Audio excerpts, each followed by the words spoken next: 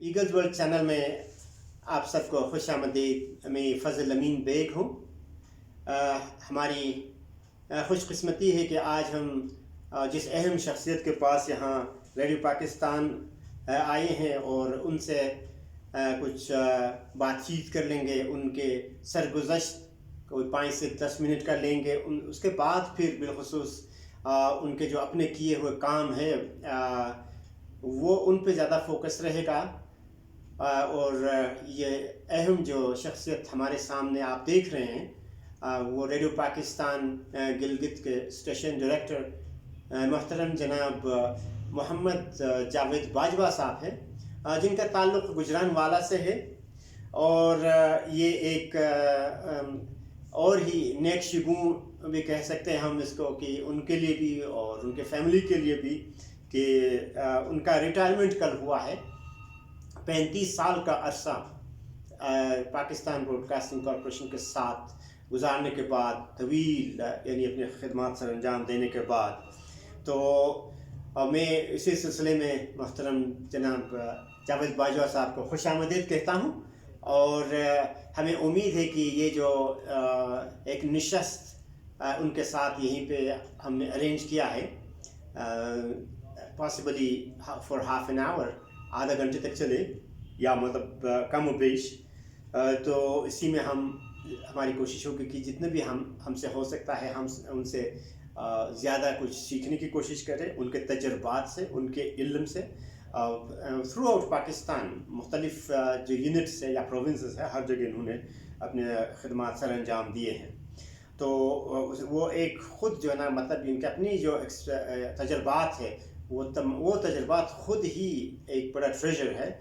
جتنے بھی دیکھنے والے ہیں اور سننے والے ہیں، اور بالخصوص گلگت بلتستان کے کانٹیکس میں بھی، پھر ہمیں یہ دیکھیں گے کہ ریڈیو پاکستان کے مختلف اسٹیشن میں جس طرح سے انہوں نے خدمات سر انجام دی ہے، کیا کچھ وہ معاملات ہیں مشابہت رکھتے ہیں ریڈیو پاکستان کے مختلف اسٹیشنز کے درمیان، اور کیا ڈفرینسز ہے، لوگوں کے کیا مطلب پلسز وہ دیکھ رہے ہوتے ہیں، ان کی فکر، ان کی سوچ، بہت ساری باتیں ہیں. تو یہ ممکن بھی نہیں کہ اس آدھے گھنٹے کے جو نشست میں ہم سب کچھ مطلب برابر کر سکے، اور یہ ناانصافی بھی اس حساب سے کہنا، لیکن پھر بھی ہماری کوشش ہوگی کہ کچھ نہ کچھ آپ لوگوں تک پہنچا دے. تو ایک دفعہ پھر آپ کا میں مشکور ہوں محترم باجوہ صاحب، اور خوش آمدید ایک دفعہ پھر. السلام علیکم تمام دیکھنے سننے والوں کو. میرا نام محمد جاوید باجوہ ہے. سب سے پہلے فضل امین بیگ صاحب اور ایگل نیٹ ورک کا میں شکریہ ادا کرتا ہوں کہ مجھے موقع دیا میں اپنے بارے میں کچھ بتاؤں، کچھ ریڈیو پاکستان کے بارے میں بتاؤں. تو آغاز کرتے ہیں. سامعین، میری آپ کے پیدائش سے، ہاں جی، 1 اپریل آج ہے. آج میری برتھ ڈے ہے. 60 سال کا ہو گیا ہوں. مبارک. اور بہت شکریہ، خیر مبارک. تو 1962 میں میری پیدائش ہوئی. جی ٹی روڈ پہ ایک قصبہ ہے گکھڑ منڈی، آپ نے نام سنا ہوگا. گکھڑ منڈی جی، تو وہ وزیر آباد تحصیل ہے اور گوجرانوالہ ڈسٹرکٹ ہے ہمارا. تو وہاں پہ پیدائش ہوئی، اور اسکولنگ ہائی اسکول تک، سیکنڈری اسکول تک وہیں پڑھا میں نے. 2 وہاں اسکول ہیں، 2 ہائر سیکنڈری اسکول، نمبر 1 اور نمبر 2 سرکار کے گورنمنٹ اسکول ہیں. اور ان کا آپس میں اتنا سخت کمپٹیشن ہے، کھیلوں میں، پڑھائی میں، تعلیم میں، ایکسٹرا کریکولر ایکٹیویٹیز میں، کہ وہ جیسے پاکستان اور انڈیا، میں مثال دے رہا ہوں کہ ان کی آپس میں چپکلش ہے یا کمپٹیشن ہے، ایک دوسرے کے حریف ہیں. اس طرح کا ان اسکولوں میں اس وقت بڑا سخت ہوتا تھا. سالانہ جب کھیلوں کے مقابلے ہوتے تھے، تو جو ڈی سی ہائی اسکول جہاں میں پڑھا ہوں، اور وہ دوسرا نارمل ہائی اسکول ہم اس کو کہتے تھے، تو جو باہر فارن کنٹری میں بھی ان کے تحصیل یافتہ یا پڑھے لکھے لوگ ان اسکولوں سے، وہ باقاعدہ چھٹی لے کے واپس آتے تھے کہ ہم دیکھیں ہمارا اسکول جیتے. وہ کہتے تھے ہمارا اسکول جیتے.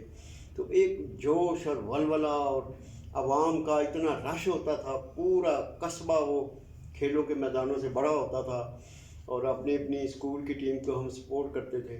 اور وہ مزے کی بات یہ ہے کہ وہ گورنمنٹ ہائی اسکول میں جو گراؤنڈ تھی وہ ٹرف تھی، اور پورے ضلع میں وہ صرف ہمارے اسکول میں ہی میسر تھی. تو سارے پنجاب لیول کے مقابلے ادھر ہمارے اسکول میں ہی ہوتے تھے. کبڈی کے مقابلے ہوتے تھے, فٹ بال کے مقابلے ہوتے تھے, رسہ کشی کے مقابلے ہوتے تھے, اور دوسرے بیڈمنٹن کے. اور وہاں سے میں نے کچھ کھیلوں کا بھی آغاز کیا, کرکٹ کھیل لی اسکول لیول پہ. پھر گوجرانوالہ شہر میں چلے گئے, وہاں سے میں نے گریجویشن کی اور بڑے اعزاز کے ساتھ. گورنمنٹ کالج گوجرانوالہ بڑا مشہور درسگاہ ہے, وہاں میں نے تعلیم مکمل کرنے کے بعد پھر پنجاب یونیورسٹی کا رخ کیا لاہور کا. تو وہاں سے میں نے سوشل ورک, ایک نیا سبجیکٹ تھا, بڑا یونیک تھا. وہ پڑھایا تو بڑا پرانا جا رہا تھا لیکن میرے لیے ایک نیا تھا, ہم سب کے لیے. تو وہ اس میں میں نے ایڈمیشن لیا اور 2-3 سال کے بعد جب فارغ التحصیل ہوئے, جب ہمیں ماسٹرز کی ڈگری ملی. کس سال کی بات؟ یہ 1984 کی بات ہے. 1984 میں ماسٹرز. میرا اس میں ماسٹر میں جو تھیسس تھا فائنل میں, وہ تھا problems faced by Lahore based families of overseas Pakistani workers. زبردست, انٹرسٹنگ. جو ان کے اوورسیز ورک, ان دنوں بڑا ٹرینڈ تھا باہر جانے کا, تو وہ ان کی جو فیملی لاہور بیس تھی, ان کے جو مسائل تھے گھر کے سربراہ کی عدم موجودگی میں, وہ ایک ہم نے کمپریہنسو گلی گلی گھر گھر جا کے امیگریشن ڈپارٹمنٹ سے ایڈریسز لیے, ان کو ٹریس آؤٹ کیا اور وہاں پہ ہم نے ایک سروے کیا, پھر اس کی رپورٹ سبمٹ کی. ہمارے سلیبس میں, کورس میں یہ بھی تھا کہ at the end of the educational activities آپ کو 1 مہینہ ہم اسٹوڈنٹس کو کسی ولیج میں جا کے 1 مہینہ ٹھہر کے وہاں پہ ہم نے ویلفیئر اور کمیونٹی لیول کی ایکٹیویٹیز کرنی تھیں, تاکہ گاؤں کو موٹیویٹ کیا جا سکے, دیہاتیوں کو, کہ وہ اپنی مدداب کے تحت کوئی اپنے گاؤں کا خیال رکھیں, قصبوں کا خیال رکھیں اور گورنمنٹ پہ ریلائی نہ کریں. جو ہم دیکھتے رہتے ہیں گورنمنٹ آئے گی, وہی سڑکیں بنائے گی, وہی ہمارے لیے اسکول بنائے گی. تو وہ الحمدللہ میری جو باری آئی تو میں لالا موسیٰ کے قریب ایک گاؤں تھا, ٹھیکریاں, مجھے اب بھی نام یاد ہے. وہاں ہم نے 5-6 اسٹوڈنٹس کا گروپ تھا. وہاں ہمارا سب سے بڑا وہ کارنامہ تھا کہ ہم نے راولپنڈی میں یہ جو بایو گیس ہے ان کے آفس میں آئے ہم, اور گاؤں کے لیے جو وہاں گاؤں میں آپ کو پتہ ہے مویشی گائے بھینسیں بکریاں یہ پالتے ہیں, تو ان کا جو ویسٹ ہے اس کو ہم نے یوٹیلائز کر کے گڑھا کھود کے گاؤں والوں کو راغب کیا کہ اس میں آپ ڈالا کریں. اور اس سے پھر وہ پلانٹ ہم نے 50% کنٹریبیوشن وہ اس گاؤں کی تھی, 50% گورنمنٹ کی تھی. تو ہم نے ایک وہاں بایو گیس پلانٹ لگوایا. یہ ہماری پہلی کاوش تھی. یہ کب کی بات ہوگی؟ یہ 1984 کے بعد. 1984 کے بعد آج 5-6 مہینے کی بات ہے. تو وہ ایک بڑا کارنامہ تھا. سوشل مجھے خدمت کرنے کا موقع ملا, اور وہاں سے اصولاً تو مجھے جانا چاہیے تھا سوشل ویلفیئر ڈپارٹمنٹ کی طرف, اور میں گیا. وہاں میری پہلی پوسٹنگ ہوئی as a social welfare officer Chakwal میں. اچھا, یعنی پہلی مرتبہ آپ سرکاری نوکری جو مجھے ملی وہ میری ڈگری کے حساب سے تھی, اس کے مطابق تھی. لیکن اس کے ساتھ پھر چونکہ ماسٹرز کے بعد اس وقت اخباروں میں ایڈز وغیرہ آتی تھیں, فلاں منسٹری میں ضرورت ہے, فلاں جگہ خالی ہے. تو ہم ڈاکومنٹ بھیج دیتے تھے بائی پوسٹ, اور پھر کہیں سے کال لیٹر آ گیا, کہیں سے انٹرویو کا آ گیا. تو ایک جاب آفر ہوئی مجھے انٹیلیجنس کے محکمے میں, IB میں. وہ بھی بڑی ہائی لیول کی تھی, لیکن ڈیو ٹو ریزنز میں وہ جوائن نہیں کی. اور پھر ایک آفر آئی مجھے اسٹیٹ بینک سے ملتان, تو وہ میں نے جوائن کر لی. 5-6 مہینے وہ میں نے وہاں سرو کیا. پہلی دفعہ ملتان گیا, میں لاہور سے آگے کبھی گیا نہیں تھا, تو ینگر ایج تھی. تو وہ جب میں نے وہاں گیا تو میری والدہ جو تھیں وہ مجھ سے بہت زیادہ ایفیلیٹڈ تھیں. میں سب سے بڑا تھا گھر میں, 5 بہن بھائی تھے ہم, جن میں سے میں بڑا تھا. تو میری والدہ بہت مجھ سے پیار کرتی تھیں. تو وہ جب میں 2-3 مہینے بعد گھر آتا تھا تو والدہ میری نا ایسے مجھے دیکھ کے انہوں نے رونا شروع کر دینا, جذباتی ہو جانا. آپ کی والدہ محترمہ کا کیا نام؟ حمیدہ بیگم ان کا اور نام والد تھا. صاحب کا؟ والد صاحب ہیں محمد اسلم باجوہ, وہ دونوں اللہ کو پیارے ہو چکے ہیں. تو وہ والدہ کا وہ ان کی آنکھوں میں آنسو میں نہیں دیکھ سکا. مجھے انہوں نے کہا کہ نہیں دور ہو, تم کہیں قریب آؤ, میری آنکھوں کے سامنے رہو. تو اتنا لمبا گیپ نہیں صحیح. پھر ایک جگہ ایک دفعہ یہ ریڈیو پاکستان کی job I, offer I producers کی. میں نے اپلائی کیا وہیں سے, بینک سے ہی. لاہور انٹرویو ہوا, ریٹن ٹیسٹ ہوا, پھر ہمیں اسلام آباد کال لیٹر آیا کہ آپ نے انٹرویو میں اپیئر ہونا ہے. اور بہت بڑا پینل تھا. آئی ایم لکی انف کہ اس وقت کے گریٹ براڈ کاسٹرز سلیم گیلانی جو پروگرام کے ہی شعبے سے تعلق تھا جن کا بہت, آپ ریڈیو کا نام لیں تو سلیم گیلانی کے بغیر نامکمل ہے. صحیح. اور پھر عبدالرب شجی تھے ہمارے کنٹرولر ہوم, نہال صاحب تھے پروگرام کے ایڈمن کے, اور خٹک صاحب تھے وہ ہمارے انچارج ایڈمنسٹریشن تھے. یہ بڑے لوگوں کا پینل تھا. اور ان کے سامنے چونکہ اس وقت وہ ہمارے جو پینل والے تھے وہ دیکھتے تھے اس کا مینٹل ایپٹیٹیوڈ کیا ہے, کینڈیڈیٹ جو بھی آ رہا ہے اس کی اپروچ کیا ہے, یہ ایک نوکری کی طرح اس کو لے رہا ہے یا اس کو کچھ سمجھ بوجھ بھی ہے, اس کا لنک بھی ریڈیو سے بنتا ہے, سوشل میڈیا سے اور سرکاری میڈیا سے, یہ آیا افیکٹو ہے یا کنٹریبیوٹ کرے گا یا نہیں کرے گا. باہر وہ آدھے گھنٹے کا انٹرویو تھا. ہر شعبے سے انہوں نے, ادب سے, اسپورٹس سے, اور انگلش لٹریچر سے, انٹرنیشنل ریلیشن سے, کوئی انہوں نے سبجیکٹ چھوڑا نہیں ہے جس پہ میری انہوں نے علم اور تھیوری جاننے کی کوشش نہیں کی. خیر اللہ نے کامیابی لکھی ہوئی تھی تو میری سلیکشن ہو گئی. والدہ کو میں نے گھر جا کے بتایا کہ آپ کو مبارک ہو, مجھے نوکری ملی ہے بڑے قریب, اب میں اسلام آباد یا پنڈی آ گیا ہوں. بڑی والدہ خوش تھی کہ چلو اب ہفتے بعد آ جایا کرو. تو وہ سلسلہ شروع ہوا. 6 مہینے کی ٹریننگ میں انہوں نے ہمیں سکھایا کہ ڈاکومنٹری کیسے بناتے ہیں, ڈرامہ کیسے پروڈیوس ہوتا ہے. اس وقت پرانی مشینیں تھیں اسپول ٹیپس والی, یہ ابھی ڈیجیٹل سیٹ نہیں آیا تھا. تو وہ پھر ہم ہاتھوں سے, کس سال کی بات ہو؟ یہ 1987 جون میں نے جوائن کیا. اور پھر اس میں کٹ ایڈیٹنگ ہوتی تھی, کینچی سے ہم نے کٹ کرنی ہے ٹیپ, اور جو پورشن ہم نے کاٹنا ہے ایڈٹ کرنا ہے اس کی ٹیپ دوسری سائڈ سے کاٹنی ہے, پھر اس کو سپلائز سے جوڑنا ہے, اور پھر سننا ہے کہ صحیح جوڑ لگا ہے یا کہیں سے زیادہ کٹ گیا ہے, کہیں سے کم کٹا ہے. تو اس میں ایڈیٹنگ تو اتنی لینتھی ہوتی تھی کہ پروگرام اتنی دیر کا نہیں ہوتا تھا جتنی دیر کی ایڈیٹنگ ہو جاتی. اور پھر اس کو ٹائمر ان مشینوں میں نہیں ہوتا تھا, ایم ایکس کی ٹیپیں ہوتی تھیں, بڑے ٹیپ ریکارڈرز, تو ٹائمر نہیں ہوتا تھا. پھر ہمیں وہ نئی ڈیجیٹل گھڑی آئی, وہ گھڑی سے ہم باقاعدہ اس کو ٹیپ پلے کر کے پوری ٹیپ سننی پڑتی تھی. کبھی 10 سیکنڈ زیادہ ہو گئے, کبھی 15 سیکنڈ, کیونکہ at the end of the program وہ خبروں کا بھی دھیان رکھنا تھا کہ وہ round the at the end of the hour وہ خبروں کے لیے گنجائش رکھنی ہے, وہ خبروں کی ٹیون اوور لیپ نہ ہو جائے. تو وہ جناب خیر وہ انٹرسٹنگ جاب تھی, لیکن ہیکٹک بھی, بڑی ہیکٹک. ہم نے ایک ڈرامہ کرنا جب کبھی تو ساری رات جاگنے, وہ جوش و خروش ہوتا تھا کہ نہیں آج ریکارڈنگ کرنی ہے. آرٹسٹوں کو 2-3 دن پہلے بلانا کہ آؤ آج یہ ریہرسل کرو, یہ ڈائلاگ ایسے بولنا ہے, کہاں زور دینا ہے, کہاں سٹریس دینا ہے. تو بڑی فنی باریکیوں کے ساتھ ہم نے وہ پروڈکشن سیکھی. پہلے کسی اچھے رائٹر کو تھیم ہم بتاتے تھے کہ اس تھیم پہ لکھنا ہے, پھر ان کو جو لکھ کے لاتے تھے اس میں پھر اگر ہماری توقع کے مطابق ڈائلاگ نہیں ہے تو پھر اس کو کاٹنا, ان کو رائٹر کو سامنے بٹھا کے. آپ یقین جانیں بڑے رائٹرز ہم نے ان کے ساتھ کام کرنے کا اتفاق ہوا ہے. ان کو ہم جب کہتے تھے نا کہ جب کہنا ہوتا تھا کہ یہ ڈائلاگ یہ ٹھیک نہیں ہے, اس کو اس طرح بولنا ہے, تو ہمیں خود بھی شرمندگی ہوتی تھی کہ اتنا بڑا نام ہے, اشفاق احمد جیسے لوگ ہیں, اور مرزا ادیب جیسے لوگ ہیں, صوفی توسم جیسے لوگ ہیں.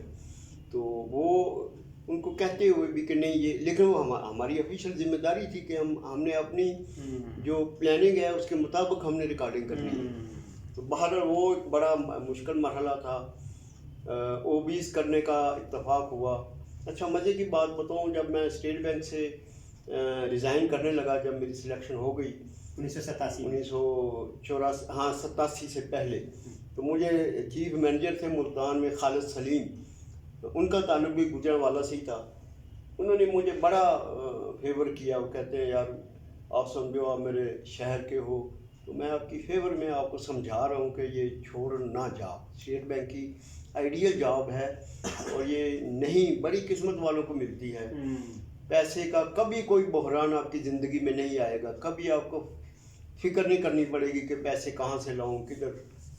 اور اگلا دور ہے ہی پیسے کا. تو میں نے کہا نہیں جی مجھے پیسے کا اتنا وہ شوق نہیں ہے. میں چاہتا ہوں کہ وہاں جاؤں اس محکمے میں جہاں مجھے اپنی صلاحیتوں کو نکھارنے کا موقع ملے اور سیکھنے کا موقع ملے. یہ جو فائل ورک ہے بینک میں, ادھر سے فائل آئی, میں نے کوئی کمنٹس لکھے آگے بھیج دی, پھر ایک اور آ گئی. تو یہ فائل ورک مجھے بیوروکریسی ہے, مجھے اس سے دلچسپی نہیں ہے. پھر بھی انہوں نے کہا ہم آپ کی سیٹ ابھی ریزائن ایکسیپٹ نہیں کرتے, آپ جائیں جوائن کریں, اگر آپ کو اچھی لگے تو رہیں, نہیں تو پھر واپسی کی گنجائش رکھیں. میں نے کہا نہیں, میں نے مجھے جب کہہ دیا ہے وہ فیصلہ وہ کہہ دیا ہے تو اب میں ریڈیو میں ہی ہوں. خیر وہ جناب ریڈیو کی زندگی شروع ہوئی. پھر چل سو چل پہلی پوسٹنگ میری ورلڈ سروس میں ہوئی. بڑی مزے کی کہانیاں ہیں وہاں. وہ خطوط کا زمانہ ہوتا تھا اور بالکل ریڈیو پاکستان کی ورلڈ سروس میں آپ کو بتا دوں اپنے سننے والوں کو کہ یہ اوورسیز پاکستانیز کے لیے شروع کی گئی تھی, اردو میں تھی. اور کچھ پروگرام اردو میں ہوتے تھے مڈل ایسٹ کے لیے, سعودی عرب, دبئی, ابوظہبی, ایران, مسقط, ان گلف اسٹیٹس کے لیے. اور کچھ انگلش کے پروگرام ہوتے تھے وہ یورپ اور امریکہ کے لیے ہوتے تھے. تو اردو سروس میرے ذمہ تھی. وہاں اتنے مزے کے رسپانس آیا ہے, میں تو اپنے آپ کو ہواؤں میں سمجھتا تھا. لوگوں کے خطوط دیکھ کے بعض اوقات جو گلف سے خط آتے تھے, کسی میں ڈالر ایک آیا ہے, کسی میں ریال آیا ہے امریکہ سے اگر ہے تو, ادھر ادھر بہت جگہوں سے نا اتنی پیار سے چاہت سے لوگ.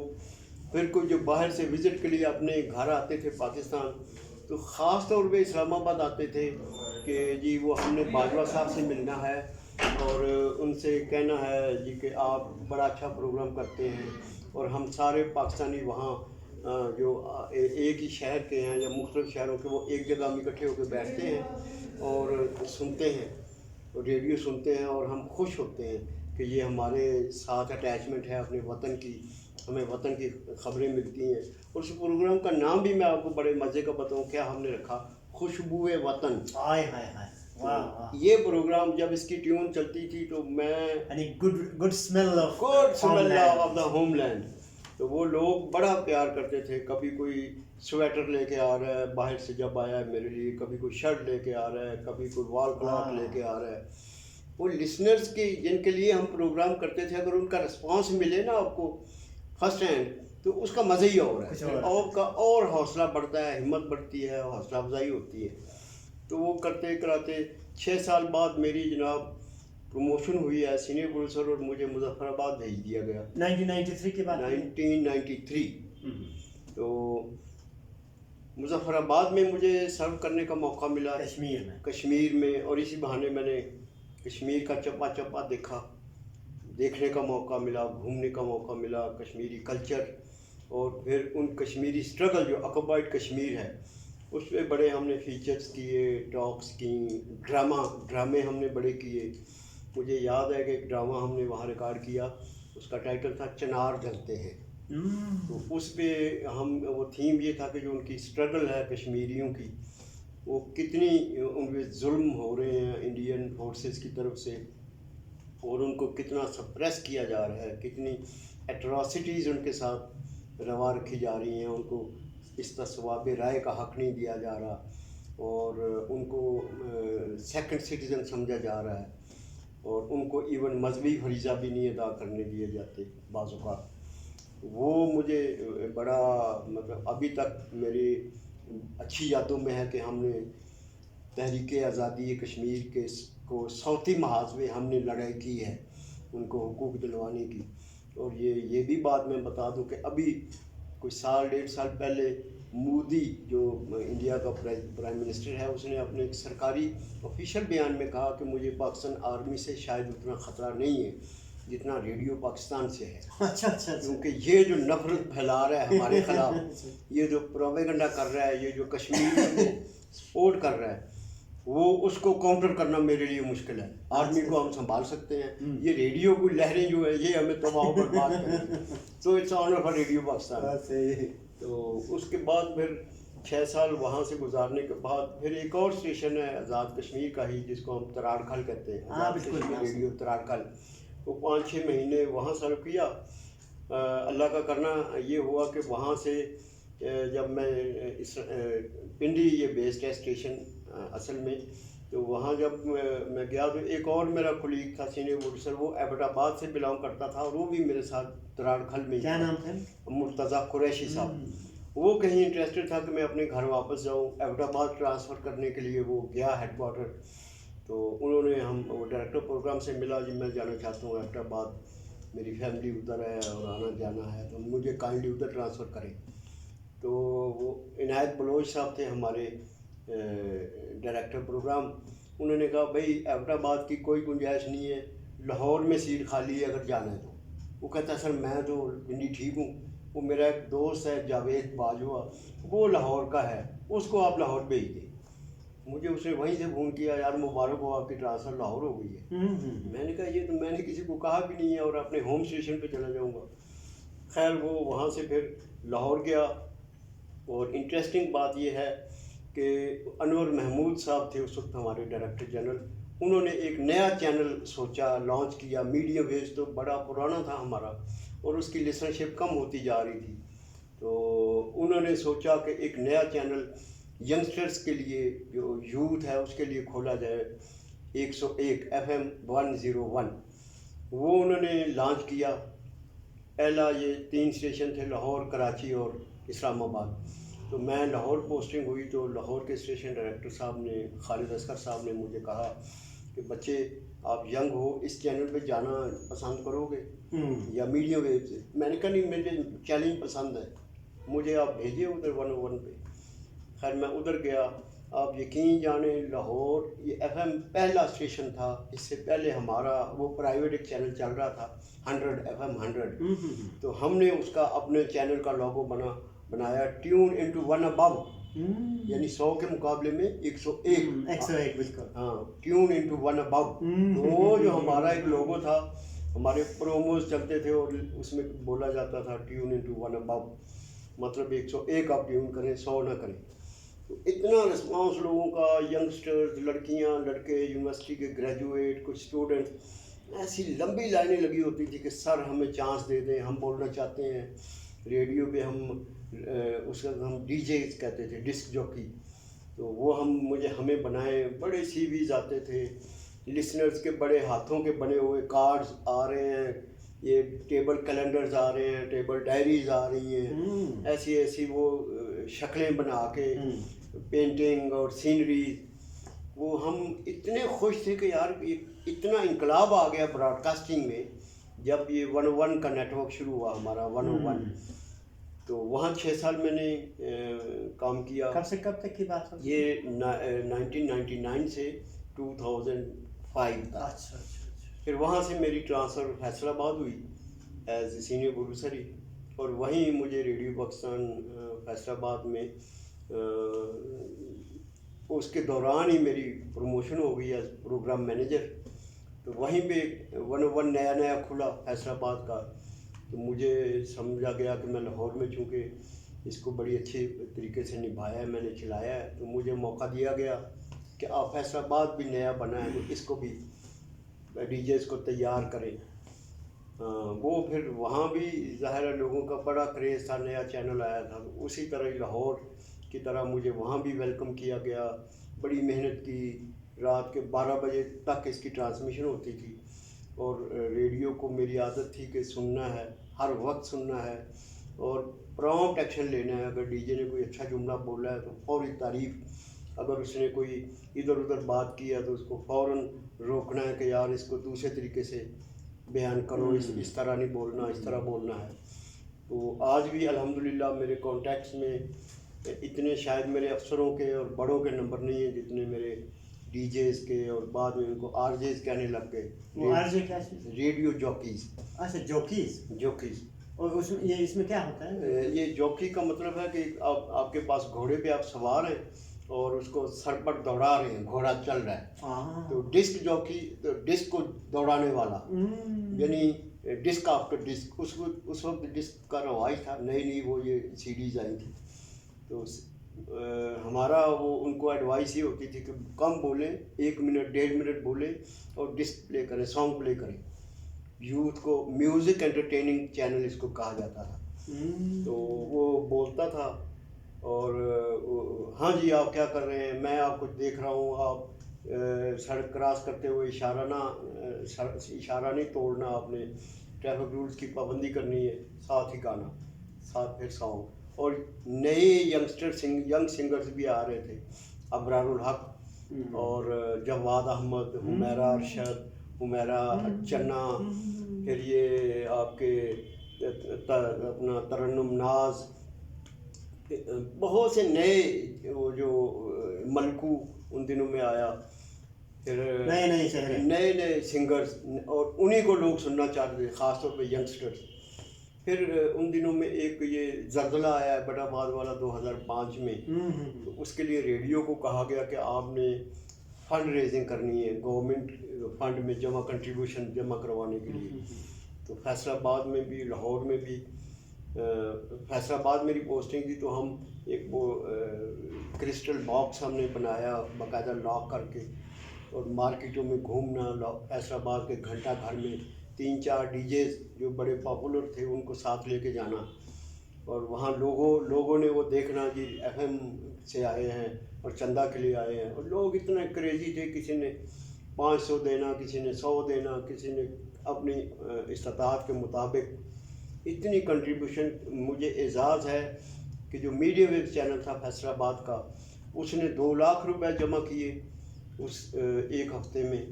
और 101 जो मेरे अंडर था, जहाँ मैं खिदमत दे रहा था, हमने 5 लाख रुपया फैसलाबाद से कंट्रीब्यूट किया, और वो हेडक्वार्टर से उसके लिए एप्रिसिएशन लेटर आया, रिकग्निशन एक्नॉलेज किया गया एफर्ट्स को। तो इस तरह चलते चलाते फैसलाबाद से फिर हमारे डायरेक्टर जनरल आए, सोलंगी साहब, मुर्तज़ा सोलंगी। तो वो उन्होंने एक और अज़्म किया कि इसको रेडियो को डिजिटलाइज करना है। वो पुराना जो सेटअप है वो अब आउटडेटेड है। उन्होंने मीडिया में, ये कब की बात होती है? ये है कुछ 2009-10। तो उन्होंने लाहौर की सारी टीम को तब्दील कर दिया कि ये बड़ी मुद्दत से बैठे हुए हैं, लाहौर बैठ रहा है, कोई इनोवेशन नहीं है, कोई काम नहीं है।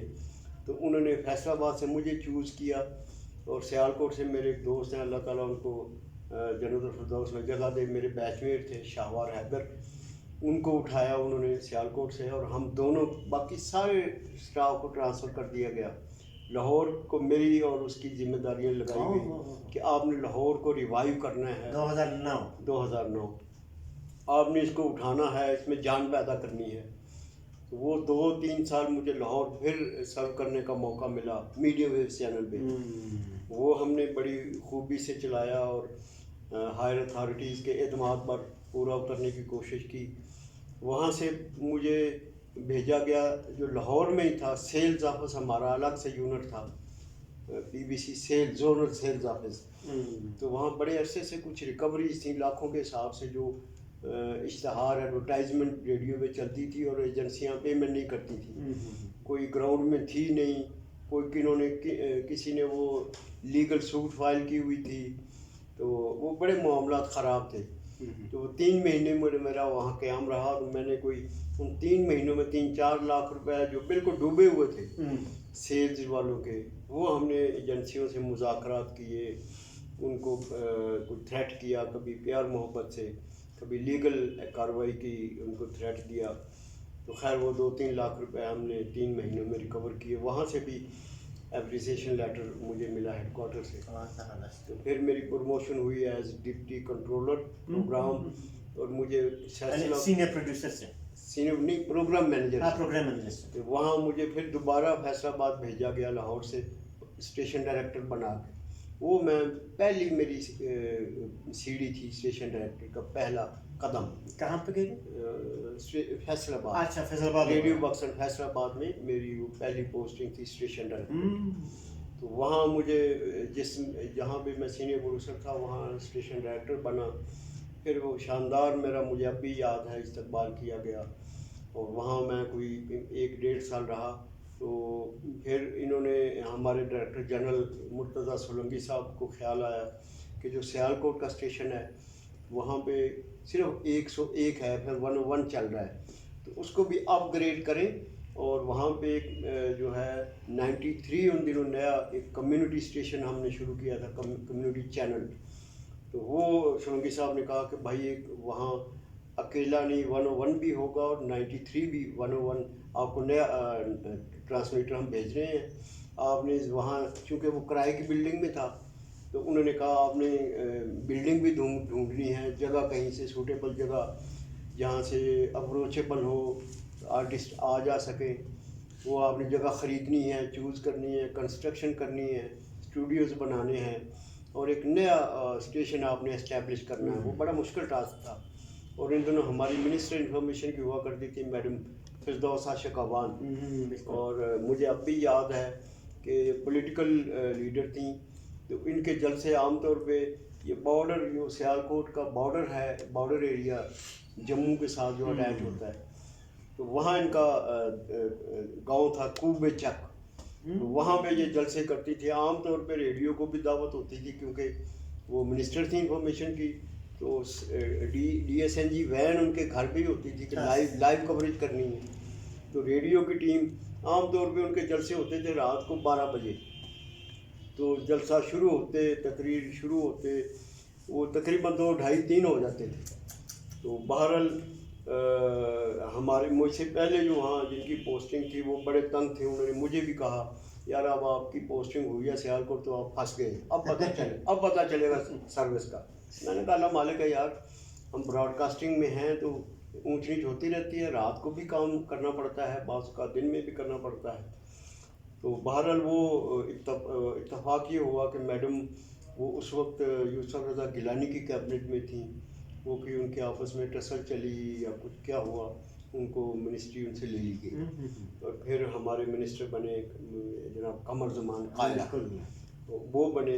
لیکن انہوں نے خیر وہ چونکہ ان کا تعلق لالا موسیٰ سے تھا تو انہوں نے سیالکوٹ ریڈیو کی طرف اتنا توجہ نہیں دی. وہ خود گزر ہے نا وہ, ہاں جی. تو وہ پھر مسئلہ یہ ہوا کہ وہ زمین والا معاملہ بھی وہی ٹھپ ہو گیا اور کوئی جگہ بھی نہیں خریدی گئی اور وہ مالی معاملات بھی ایسے ہی لٹک گئے. وہ پھر جو جس مقصد کے لیے مجھے بھیجا گیا تھا کہ ایک نئی بلڈنگ ہو, نیا چینل ہو, 2 چینل ہوں اور اپ گریڈ کرنا ہے, وہ منصوبہ کھٹائی میں پڑ گیا. وہیں سے پھر مجھے ایک دن ہیڈ کوارٹر سے فون گیا کہ آپ کی جو ڈرافٹنگ ہے انگریزی ماشاءاللہ بہت اچھی ہے اور آپ کے سارے کولیگس کہتے ہیں کہ اس کو ادھر نہیں ہونا چاہیے, وہ چھوٹا اسٹیشن ہے, اس کو ہیڈ کوارٹر میں ہونا چاہیے.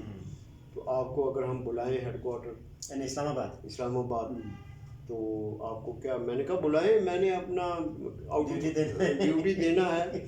اگر میں آپ سمجھتے ہیں کہ میں وہاں اچھا کنٹریبیوٹ کر سکتا ہوں تو آئی ایم ولنگ, میں حاضر ہوں.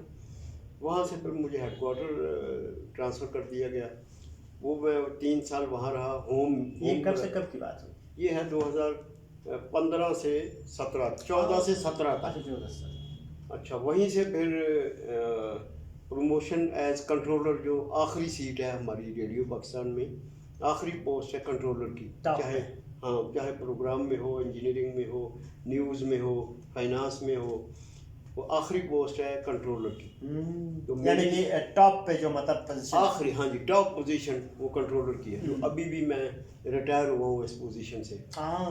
تو وہ مجھے جب وہ باری آئی اور اس کی پوسٹنگ کی باری آئی تو مجھ سے پوچھا گیا, ہاں جی where do you want to go, where you want to be posted. تو سارے توقع کر رہے تھے کہ میں لاہور کا نام لوں گا, لاہور بھیجے مجھے, ہوم اسٹیشن ہے. لیکن میری بات سن کے وہ اچانک وہ نا بڑے حیرت زدہ رہ گئے. جب میں نے اپنے ڈائریکٹر پروگرام تھے ہمارے فیاض بلوچ, ان کو میں نے کہا نہیں, I want to go to Gilgit. کہتا ہے وائی وہ so far from your home اور بڑا ہارڈ ایریا ہے, کوئی وہاں جانا پسند نہیں کرتا, جس کو پوسٹ کرتے ہیں وہ اپروچ کر کے رکوا لیتا ہے. اور آپ نے آپشن دی ہے گلگت کی. میں نے کہا ہاں جی مجھے شوق ہے گھومنے پھرنے کا, چلو اسی بہانے موقع بھی ملے گا اور ریڈیو کی سرو بھی کرنے کا موقع ملے گا. تو وہ میں اچھا مزے کی بات کہ جب میں یونیورسٹی میں تھا, پنجاب یونیورسٹی لاہور میں, تو ہمارا ایک ٹروپے آیا تھا کوئی 15-20 اسٹوڈنٹس کا, جس میں لڑکیاں لڑکے تھے اور ہمارے ٹیچرز بھی تھے. انہوں نے کہیں یہ ٹور ارینج کیا اسکردو اور ہنزا اور سوست آگے تک. اس مجھے یاد ہے کہ نلتر بھی ہم ایک دفعہ گئے تھے. یہ 82 کی بات ہے. پرانی بات ہے. ہاں, اور ٹوٹل ہم سے 500 روپیہ پر ہیڈ کولیکٹ کیا گیا اسٹوڈنٹ سے. اور جب ہم واپس 15 دن گھوم پھر کے, اچھا اس وقت 1982 میں آپ آئے تھے؟ ہاں جی آیا تھا. اچھا. تو اس وقت ظاہر ہے جو پہلا امپیکٹ تھا پہاڑوں کو دیکھنے والا, اور ندی نالے دریا جھرنے اور اتنی خوبصورت وہ سینری اور ٹوپوگرافی, تو وہ تو it was amazing and fascinating. میرے ذہن میں نقش ہو گیا. So you were dreaming for it. Dreaming تو ہم تو پہاڑوں کی تصویریں جو ہے نا وہ کتابوں پہ دیکھا کرتے تھے, پرنٹ ہوئی یا اسکیچ ان کا پینسل سے بنا ہوا. جب اپنی نیکڈ آئی سے ہم نے دیکھا کہ او ہو یہ اتنے اونچے اونچے پہاڑ اور بیچ میں چشمے نکل رہے ہیں اور گلیشیئرز ہیں اور گرینری ہے اور کیا بات, اور کلرفل ٹریز, فروٹ ٹریز. میں تو I was amazed and stunned. میں نے اللہ کا شکر ادا کیا کہ یہ بھی اللہ کی تخلیق ہے. تو میں I was truly said it is heaven on earth. تو وہ میرے ذہن میں تھا. پھر دوسرا جب میری شادی کی بات چیت چلی تو میرے والد صاحب, چونکہ باہر انہوں نے 36 سال سرو کیا سعودی عرب میں. He was an engineer by profession. جتنے بھی یہ ڈیمز بن رہے تھے مجھے یاد ہے. ہاں, جب میں ادھر تھا چھوٹا تھا اسکول لیول میں پڑھتا تھا تو ہمارے والد صاحب کبھی تربیلا میں پوسٹنگ آ جاتی تھی, کبھی کندیا بیراج, کبھی سکھر براج, محمد اسلم باجوہ. تو وہ کبھی کندیاں, کبھی سکھر بیراج, کبھی کہیں انہوں نے ڈیمز میں زیادہ سروس کی ہے. تو ان کو ظاہر ہے زیادہ تر گوروں کے ساتھ ان کا واسطہ تھا, جو باہر سے آئے ہوتے تھے وہ ڈیمز کی کنسٹرکشنز کے لیے. تو ان کو بڑی آفر تھی کہ انگریزوں کی طرف سے کہ ہم وائنڈ اپ ہو گیا اور ہم جا رہے ہیں بیک ٹو جرمنی یا فرانس یا اٹلی یا انگلینڈ, تو آپ کو ہم ساتھ لے چلتے ہیں. تو والد صاحب بتایا کرتے تھے کہ نہیں میں کہیں نہیں جانا, اگر مجھے موقع ملے تو میں سعودی عرب جاؤں گا کیونکہ وہاں خانہ کعبہ ہے, روضہ رسول ہے, تو میں وہاں جانا پسند کروں گا, میں اور کسی جگہ نہیں جانا. وہ خیر اللہ نے ان کو سنا, وہ ایک اخبار میں اشتہار آیا, انہوں نے اپلائی کیا, کسی آرام کو کمپنی ہوتی تھی اس وقت, وہاں ان کی سلیکشن ہو گئی. کون سی کمپنی ہے؟ آرام کو, آئل ڈرنکنگ کمپنی. تو وہاں ان کی پوسٹنگ ہوئی. اب وہ امی سے, میری والدہ سے اجازت لینے کے لیے وہ حاضر ہوئے کہ مجھے اجازت. والدہ میری اڑ گئی, کہتی نہیں میں تو نہیں اجازت دوں گی, ہم سب جائیں گے, اکٹھے جائیں گے, اور پہلے آپ وعدہ کریں کہ آپ ہمیں حج کرائیں گے جاتے ہی. والد صاحب نے پھر کمٹمنٹ کی اور اللہ سے دعا کی, یا اللہ میں وعدہ کر کے آیا ہوں, بیگم کو بلانا ہے, تو اب مجھے موقع دے, توفیق دے. وہ سب ہم بھائی بچوں نے وہاں ایک پہلے سال ہی بلایا والد صاحب. یہ کب کی بات ہے؟ یہ میرے خیال کوئی 78 اور 79. تو میں سم ہو میں اس وقت آپ یونیورسٹی داخل نہیں, میں اسکول لیول پہ تھا. تو میرے وہ کہہ لیں بیڈ لک کہہ لیں یا اللہ کو کی طرف سے منظوری نہیں تھی. مجھے وہ پاکستان چھوڑ گئے میری پھوپھو کے ہاں, کیونکہ میرے میٹرک کے امتحان سر پہ تھے. تو انہیں کہا نہیں آپ کی پڑھائی حرج ہوگی, اس میں نقصان ہوگا. باقی سارے بہن بھائی چلے گئے, انہوں نے حج کیا, اور پتہ نہیں اللہ تعالیٰ نے ان کو جو توفیق دی عمرے کیے. میں آئی ایم اسٹل مسنگ. میری زندگی کی ابھی آخری خواہش اور تمنا اور آرزو اور دعا یہی ہے کہ یا اللہ مجھے بھی اجازت دے, میں بھی ان مقدس زیارتوں کو دیکھوں, وہاں حج کروں, عمرہ کروں، اللہ کا گھر دیکھوں، اس کے نبی کا روضہ دیکھوں. تو بس یہ ایک خواہش ہے. پھر گھومتے گھماتے جب میں یہاں آیا گلگت پہنچا دسمبر 2017 میں آیا تھا میں. اور پھر درمیان میں 1 سال مجھے پنڈی ٹرانسفر کیا گیا، کراچی ٹرانسفر کیا گیا 2018 میں. ہاں ایک دن نہیں، 2020 سے 21 تک. تو مجھے کہا گیا، فون آیا ڈائریکٹر جنرل ہماری تھی محترمہ امبرین جان، انہوں نے کہا بھائی کراچی از سفرنگ بیڈلی، وہاں کا جو اسٹیشن ڈائریکٹر ہے لوکل ہے اور وہ کوئی توجہ نہیں دے رہا ہے، کراچی بیٹھ گیا ہے. ہمیں دن میں بہت سی کمپلینٹس آتی ہیں لسنرز کی، لیٹرز آ رہے ہیں، کوئی نیٹ پہ دے رہا ہے، کوئی پرائم منسٹر پورٹل پہ لگا رہا ہے. تو we need a dedicated worker. اور آپ اگر آپ کو ہم بھیجیں ادھر، آپ کی خدمت کی ضرورت ہے، آپ سینئر ہیں، سینئر موسٹ کنٹرولر ہیں پروگرام کے، مختلف جگہوں پہ آپ نے کام کیا ہے تو آپ کراچی کو ہینڈل کریں جا کے، وہاں کو اس کو نا اٹھائیں ذرا، وہ بیٹھ گیا ہے. میں نے کہا اوکے میڈم، میں آئی ایم اویلیبل. تو اسی بہانے وہ میں کراچی گیا. کراچی 1 سال میں نے سرو کیا، اور یقیناً وہ کورونا کے دوران، ہاں جی وہ کرونا اس وقت ٹاپ پہ تھا.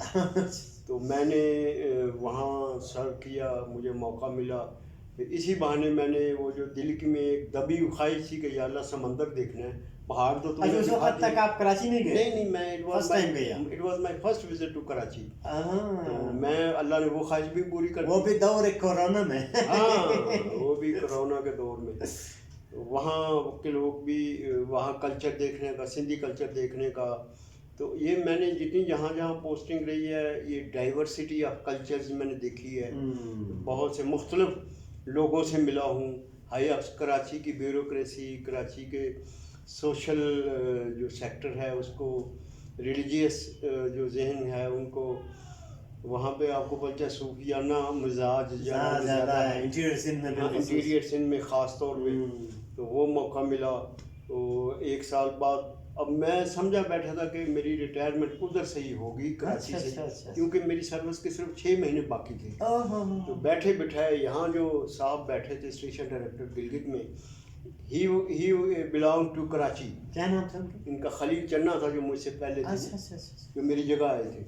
تو سم ہاؤ اور ادر وہ بیچارے کراچی والے تو آپ جانتے ہیں کہ وہ بہت ہی سردی سے دور بھاگنے والے لوگ ہیں. ان کو تو گرمیوں میں سردی لگتی ہے. صحیح. تو اس نے ہیڈ کوارٹر ریکویسٹ کی کہ اب سردیاں آ رہی ہیں. وہ کتنا عرصہ گزارا انہوں نے بھی تقریباً 1 سال. انہوں نے کہا کہ سردیاں آ رہی ہیں، آئی ایم ہارٹ پیشنٹ، اور گلگت میں کوئی اس کی کارڈیک سینٹر نہیں ہے، کوئی ہارٹ کا اسپیشلسٹ ڈاکٹر نہیں ہے. تو مجھے اگر واپس بھیج دیں کراچی، اور ہوم اسٹیشن سے میں ریٹائر ہو جاؤں گا. تو وہ انہوں نے ہیڈ کوارٹر نے مجھ سے پوچھا کہ ہاں بھائی are you willing to return back to Gilgit again. میں نے کہا نہیں، میں نہیں جانا چاہتا. میں نے جو پہلی آپشن اب یہ ہے کہ اگر مجھے کراچی سے کہیں بھیجنا ہے آپ نے تو مجھے ہوم اسٹیشن پہ بھیجیں. یعنی لاہور؟ ہاں لاہور بھیجیں، گجرانوالہ تو اسٹیشن نہیں ہے. تو میں لاہور جانا چاہتا ہوں.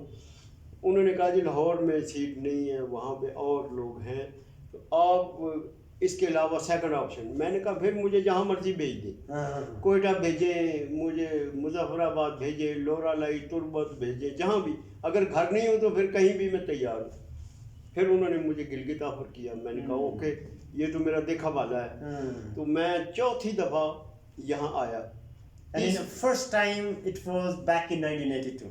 بیک ان 82، پھر بیک ان 91 جب میری شادی ہوئی. اس کے حوالے سے کچھ بتا دیں. ہاں شادی ہوئی تو وہ کس طرح سے ہوا؟ والد صاحب نے مجھے 8 دن بعد ہی گھر سے دیا دھکا کہ نکلو بھائی، یو آر ینگ، گھومو پھرو، انجوائے کرو اپنی نئی لائف، اور باہر نکلو گے تو انڈرسٹینڈنگ ہوگی، تو انجوائے کرو لائف. مسز کے ساتھ جو شادی ارینج ہے یا انڈرسٹینڈنگ بیس؟ ارینج تھی. تو وہ جناب جب ہم گھر سے نکلے کوئی پلان نہیں تھا کدھر جانا ہے، جی ٹی روڈ پہ کھڑے ہو گئے. بیگم کہتی ہے کہ جی میں نے سوات دیکھا ہوا ہے اپنی کالج لائف میں، تو چلے سوات چلتے ہیں. وہ بھی گجرانوالے کی؟ ہاں وہ بھی گجرانوالہ کی. تو میں نے کہا کیا نام ہے مسز کا؟ ان کا حمیرہ نسیم ہے ان کا نام. She has done masters in English from Murray College Sialkot, and I am so happy کہ مجھے ایسا لائف پارٹنر ملا ہے، تو اللہ تعالیٰ اس کو صحت دے، تندرستی دے۔ میری اتنی دور دور پوسٹنگ کے دوران اس نے میرے گھر کو جیسے رکھا ہے، سنبھالا ہے، میرے بچوں کو جیسے پالا ہے اس نے، تو یہ credit goes to my wife. تو وہ جناب انہوں نے کہا کہ سوات چلتے ہیں، میں نے کہا نہیں، میں نے گلگت دیکھا ہوا ہے اسٹوڈنٹ لائف میں، تو ہم گلگت چلیں گے۔ وہ اب جب معاملہ کافی کمپلیکیٹڈ ہونے لگا تو میں نے کہا ٹاس کر لیتے ہیں، اگر سوات آ گیا تو سوات چلے جائیں گے، اگر گلگت آ گیا تو گلگت۔ وہ ٹاس ہوا تو اللہ نے مجھے جتوا دیا، لیکن وہ پھر ہمیں دونوں وہ سیکنڈ ہنی مون پیریڈ جس کو کہیں گے، وہ میں نے پھر دوسری دفعہ، پہلی دفعہ یونیورسٹی، دوسری دفعہ شادی کے بعد انہی علاقوں میں ہنزا، اور کتنا ٹائم گزارا ہے؟ وہ میں نے پھر 10-15 دن گزارے، اور اس دوران بھی ایک بڑا خاص واقعہ ہوا جو میں آپ سے شیئر کرنا چاہوں گا۔ ہم سست جا رہے تھے، اب مجھے یاد نہیں ہے ہوٹل کون سا تھا جہاں گلگت میں ہم نے اسٹے کیا تھا، اس کا نام میں بھول گیا ہوں۔ تو ہم بازار میں یا اوپر؟ بازار میں یہ تو سارا اجاڑ بیابان ہوتی تھی، یہ آبادی نہیں ہوتی تھی۔ تو ہاں، تو 91 میں پھر ہم نے ایک دن سوست جانے کا پروگرام بنایا۔ وہ سنا تھا کہ وہ وہاں پہ وہ پورٹ ہے ایک، وہاں سے کوئی خریداری چائنا کی چیزیں خریدیں گے وہ گھر کے لیے اور رشتہ داروں کے لیے۔ وہ وہاں گئے، ہم واپسی پہ بہت دیر ہو گئی نا، تقریباً 7-8 بجے ہم وہاں سے نکلے تو ہنزا پہنچتے پہنچتے رات کے 9-10 ہو گئے، سینٹرل ہنزا۔ تو اور ایک سوزوکی جو ہوتی ہے لوڈر، اس میں فرنٹ سیٹ پہ ہم دونوں بیٹھے ہوئے تھے۔ تو وہ جناب ایک جگہ ہنزا کیا مجھے نہیں یاد، کہیں اس نے نا ڈرائیور نے سڑک کے سائڈ پہ کھڑی کر دی گاڑی، اور کھڑی کر کے وہ کہتا ہے سر میں آیا 2 منٹ تک، وہ نیچے چلا گیا، اندھیرا، گھوپ اندھیرا، کوئی روشنی، کوئی کچھ نہیں۔ اچھا، مجھے چھوٹے بھائی نے نا کہا ہوا تھا کہ آپ جا رہے ہیں دور اجنبی جگہوں پہ، تو ایک وہ آتا ہے لوہے کا مکہ فار سیلف ڈیفینس، تو وہ آپ لے جائیں، کہیں موقع ہو، لڑائی شڑائی کا موقع ہو تو آپ اپنے ڈیفینس میں اس کو پنچ کے لیے۔ تو وہ جب وہ گیا ہمیں چھوڑ کے نیچے، تو میں نے بیگم سے کہا بھائی بی الرٹ، یہ کوئی واردات ہونے والی ہے ہمارے ساتھ، یہ نیچے گیا 2-4 بندے ساتھ لے کے آئے گا اور ہمیں وہ دکھائے گا، کچھ لڑائی مار کٹائی ہوگی، چھین کے بھاگ جائے گا۔ اور میں نے کہا اپنا زیور جو ہے، زیادہ نیولی میرڈ تھے، تو میں نے کہا آپ جو لے کے آئی ہو سامان قیمتی، اس کو کہیں چھپاؤ یا جیسے بھی کرنا ہے، be mentally and physically prepared, کچھ نہ کچھ ہونے والا ہے۔ تو جی وہ ٹائم بڑھتا گیا، وہ آئے ہی نہ، 5 منٹ گزر گئے، 10 منٹ گزر گئے، ہمارا سسپینس اور بڑھ گیا۔ اب وہ 10 منٹ بعد نمودار ہوا، آ کے اس نے نا ہاتھوں میں ایک بڑا سا شاپر، تقریباً 10 کلو سیب ہوں گے اس میں، اس نے مجھے دیے، کہتا ہے سر یہ آپ کی نئی شادی پہ ہماری طرف سے یہ تحفہ ہے، اور تو ہم کو آپ کو کیا دے سکتے ہیں، یہ محبت آپ کے ساتھ رہے گی اور ہم آپ کی خدمت کچھ نہیں کر سکے۔ میں نے کہا وہ میں نے شکریہ ادا کر کے ریسیو کیا، اور ساتھ میں نے پھر بیگم کو کہا، میں نے کہا دیکھو ہم کیا سوچ رہے تھے، مجھے کہتے ہیں آپ کیا سوچ رہے تھے۔ میں نے پھر وہ کوٹ کی جیب میں سے وہ نکالا پنچ، میں نے پہن رکھا تھا، I was physically prepared۔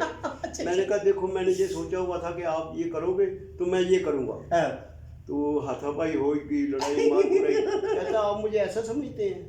میں نے کہا نہیں سمجھتے نہیں، ہمارے علاقوں میں ایسا ہوتا ہے، گجرات میں، ہاں پنجاب میں، ہمارے شہروں میں ایسا ہوتی، وارداتیں ہوتی رہتی ہیں۔ تو کہتے نہیں ہم تو بڑے محبت کرنے والے ہیں، ہم تو آپ نے دیکھا بڑے مہمان نواز، نہیں میں بھول گیا ہوں۔ اچھا کس گاؤں میں وہ بھی پتہ نہیں ہے؟ نہیں پتا، وہ رات کا ٹائم تھا، اندھیرا تھا، مطلب سینٹرل ہنزا پہنچنے سے پہلے؟ ہاں وہ تقریباً کریم آباد یا علی آباد کے درمیان میں تھا کوئی۔ اچھا تو وہ پھر میں نے کہا یار، میں بڑا افسوس کا اظہار کیا کہ میں نے آپ کو ایسا سمجھا، مجھے شرمندگی ہوئی کہ آپ کو تو اتنے مہمان نواز لوگ ہیں، جہاں بھی ہم گئے ہوٹل میں ٹھہرے تو انہوں نے آتے ہوئے واپسی پہ جب ہم چیک آؤٹ کر رہے تھے تو انہوں نے ہمیں گفٹ دیا چھوٹا سا، پھر جہاں ہم اسٹے کیا نیولی میرڈ، تو انہوں نے ہمیں زندگی کی خوشگوار آگے بہاریں دیکھنے کی دعا دی اور ساتھ میں گفٹ دیے، کسی نے شال دی، کسی نے سوٹ دیا بیگم کو. تو بس یہ ایسے مجھے اس وقت سے اور یہ علاقہ نا اور فیسینیٹ کرنے لگا. اچھا تیسری دفعہ جب یہ پوسٹنگ کا مجھ سے پوچھا گیا کہ آپ کہاں پسند کریں گے، میرے منہ سے بلا ساختہ فوراً پرامپٹلی نکلا کہ نہیں میں گلگت جاؤں گا، کیونکہ میں پہلے دیکھ چکا تھا لوگوں سے، علاقوں سے، یعنی 2017. اور ابھی پھر جب کراچی میں تھا تو انہوں نے کہا پھر اب کہاں جانا ہے آخری 5-6 مہینے، میں نے کہا گلگت. مطلب جب ہوم اسٹیشن کا جب مجھے آپشن دیا کہ ہوم اسٹیشن اویلیبل نہیں ہے تو میں نے کہا مجھے پھر گلگت بھیجیے. تو I consider myself to be most luckiest person in the world کہ جس نے یہاں سے اپنی خواہش کے مطابق یہاں سے ریٹائرمنٹ کا دن نصیب کیا. بڑی عزت کے ساتھ، احترام کے ساتھ. یہاں میرا اسٹاف بہت محبت کرنے والا، یہ آپ کا خلوص ہے، اور اس حوالے سے پیار کرنے والا ہم مبارکبادی بھی دیں گے. اور یہ سننے والوں کو میں تھوڑا سا یہیں پہ ایک سپلیمنٹ کرنا چاہوں گا بات کو بھی. تو دیکھ لیجیے گا جتنے مطلب ایک روانی کے ساتھ، ایک فصاحت کے ساتھ جس طرح سے محترم باجوہ صاحب اپنے زندگی کے صرف داستان ہی نہیں بلکہ ان کے اندر بہت سارے حقائق آپ دیکھ رہے ہوں گے اور ہم دیکھ ہی رہے ہیں.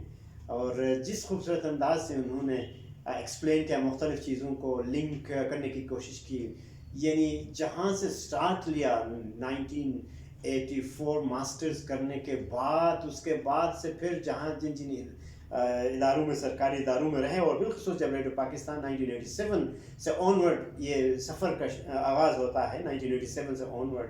اور اتنے خوبصورت یعنی اٹریکشن ان کے اپنے داستان کے اندر یا ان کے اپنے جو مطلب ریئل ورلڈ ایکسپیرینس کے اندر ہمیں دیکھنے کو ملا.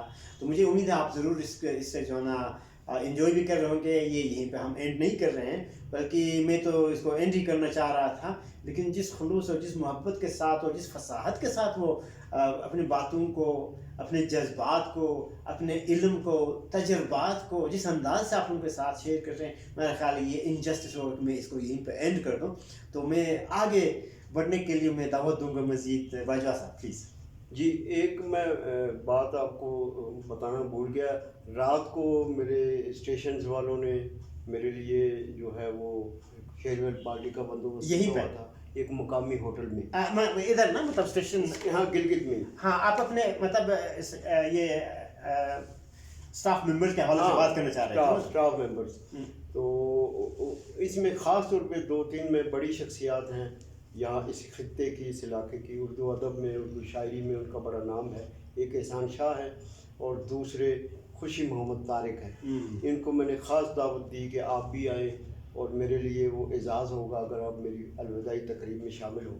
تو وہ بھی کل موجود تھے اور انہوں نے جن خیالات کا اظہار کیا، یقین جانے میری آنکھوں میں اس وقت آنسو بس نہیں گرے لیکن نم تھیں آنکھیں. تو میں کل بہت ہی ایموشنل مجھے سینڈ اپ کیا گیا.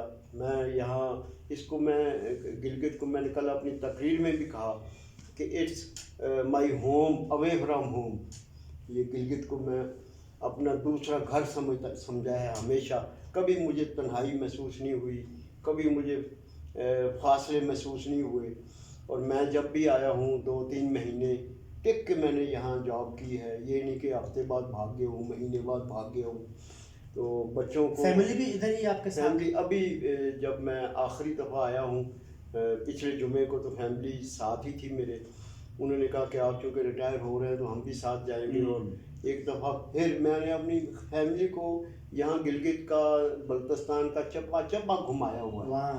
کوئی ایسی جگہ نہیں. گھزر ویلی اور اس سے آگے شندور، پھر اس سے آگے چترال اور کیلاش ویلی کافرستان، یہ آگے سوست اور خنجراب.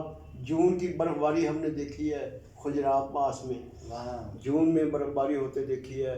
پھر یہ چپورسن اور یہ Shamshad, Uber valley, Nagar valley, interiors. پھر نزدر تو اس سال بھی میں کوئی 2-3 دفعہ گیا ہوں.